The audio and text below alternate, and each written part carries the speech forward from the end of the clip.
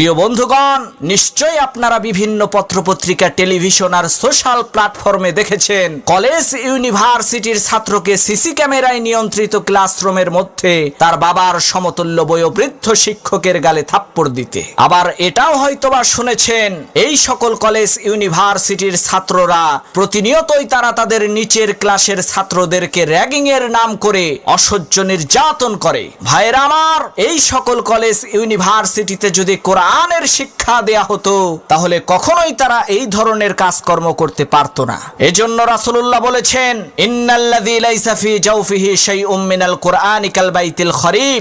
যেই ব্যক্তির অন্তরে কোরআন নাই, যেই দেহের মধ্যে কোরআনের কোনো অংশ নাই, সেই ব্যক্তি উজাড় ঘরের মতো, বিরান পরিত্যক্ত ঘরের মতো।